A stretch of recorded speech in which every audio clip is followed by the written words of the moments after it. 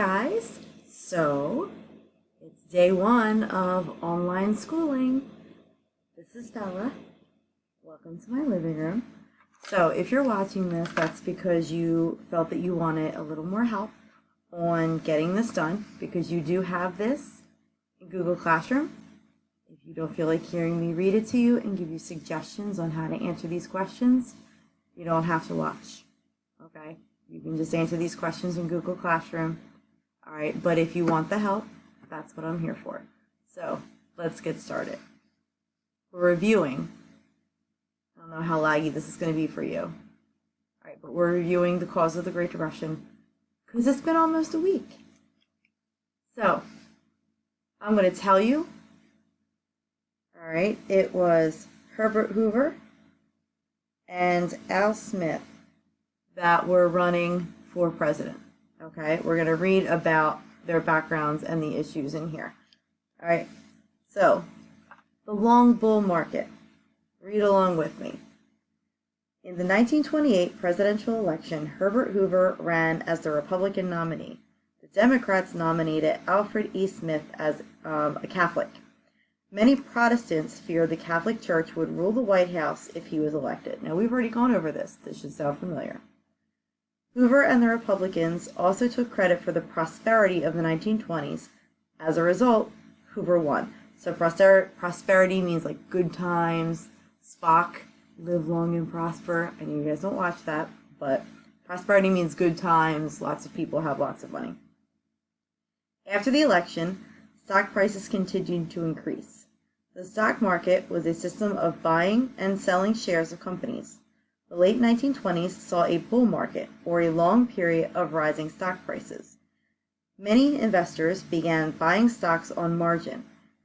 They made a small down payment on the stock and took out a loan from a stockbroker to pay off the rest. If the stock prices fell, the stockbroker issued a margin call, or a demand for the investor to repay the loan.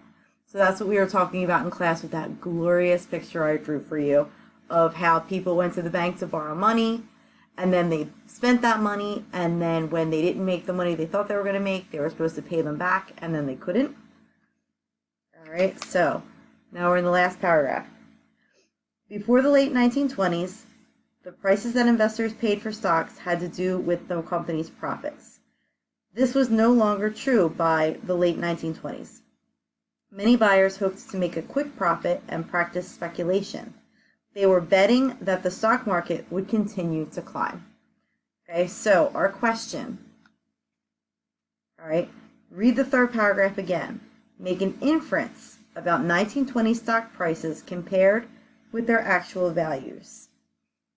So when you're supposed to infer something, an inference, based on what you've read, you're making an assumption, an educated guess on what it actually is. Okay, so let's read this paragraph again. Before the late 1920s, the prices that investors paid for stocks had to do with the company's profits. So a profit is how much money a company makes after everything that they have to pay for is paid for. So after they pay their employees, after they pay for the storefront, the rent for the store, after they pay for everything they have to pay for, a profit is what is left. This was no longer true by the 1920s. Many buyers hoped to make a quick profit and practice speculation. They were betting that the stock market would continue to climb. So you are taking a guess on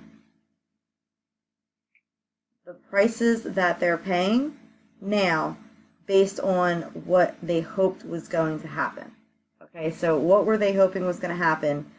Were they hoping to make more money? Were they hoping to break even? Like I said, we've already gone over this.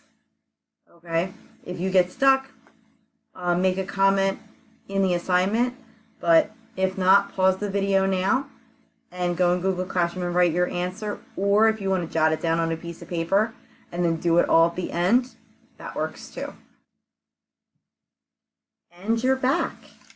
So we're looking at the Great Crash. Again, this is review. All right, so shouldn't be too difficult for our first online lesson.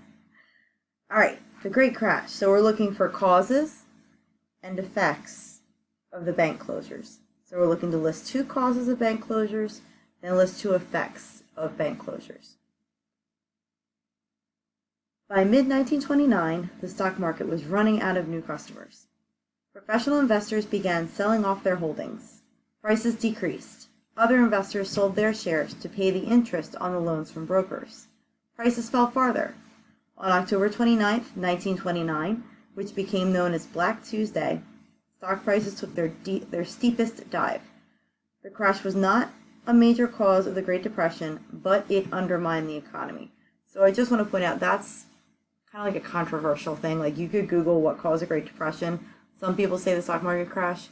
Some people don't say the stock market crash. What we read last week, it said it was a cause. This time it's saying it's not a major cause. It's controversial. It depends on what you read. So, next paragraph.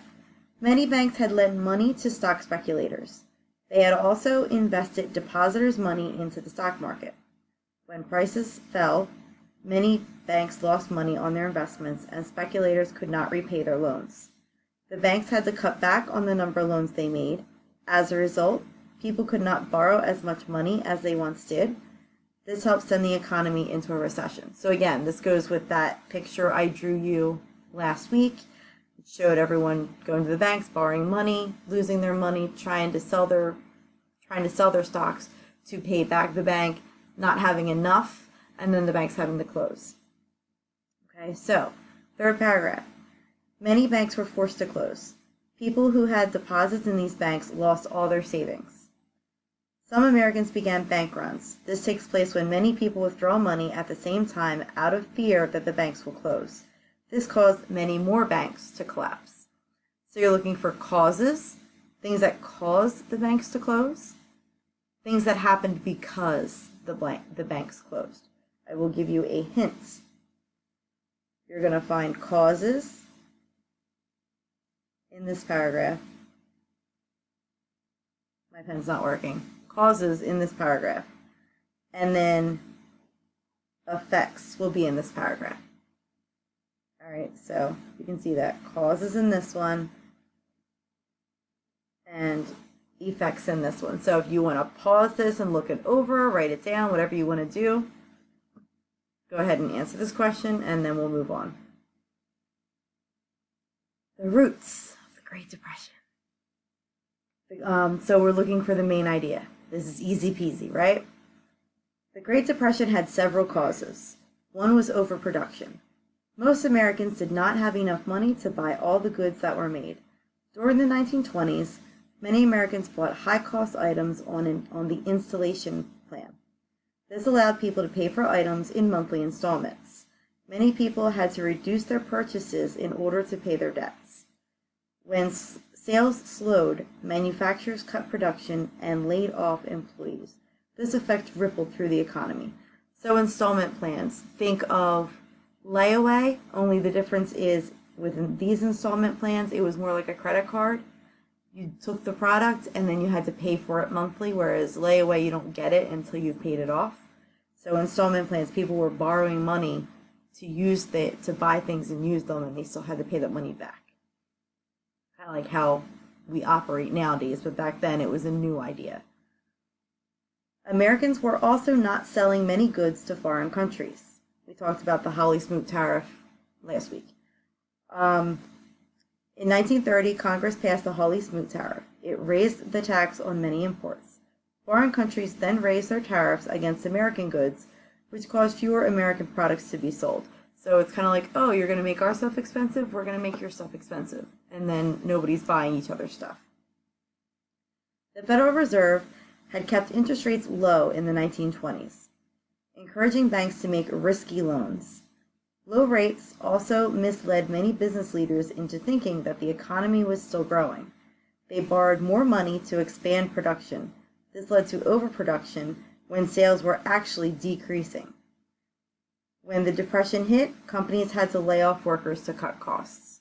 So they thought that the economy was doing well, so like, let's make all this stuff and people will buy it. When in fact, nobody was going to buy it, so they had this extra stuff, nobody buying it, no need to make any more because they already had too many, and then people get laid off. So, what is the main idea of this passage? What was the reason the author wrote these 3 paragraphs? That's what you're writing here. So, pause the video again. Alright guys, you're almost done. 2 more questions. So, let me wake Bella up. She's being sleepy. Say hi, Bella. Say hi. Say hi. No? Hey, come on, hurry. She's not having it. She's tired. Okay, so let's get into this. You're warmed up. How did buying stocks on margins cause problems? So you gotta go, you're scrolling up if you're looking at the paper, the doc that I sent you. Alright, but we're looking in here, and I highlighted what buying stocks on margins means. So I've got half of the answer already there for you. Alright, so how did that cause problems? So here's what you're doing for number 1 on summing it up. Many investors began buying stocks on margin. What that means is they were making a small down payment. Say the stock was $100. They made a $10 down payment, and then they borrowed they borrowed the rest of it. So they borrowed 90 and they paid 10. Okay, so your question, how did that cause problems? Okay, so that's your first question. Your second question, how did overproduction cause unemployment to rise? You're going to find that answer under Roots of the Great Depression. I'm going to narrow it down for you. It's going to be in that paragraph. Okay? And I did explain it earlier in the video. Alright, so you're all done for today. It's not always going to be a video of me reading to you. So even if you do see a video and I tell you to watch it, give it a try. Okay, it's not always going to be me reading to you. Sometimes it'll be a different resource, like a primary source video or something like that. Okay, so you're all set. First day.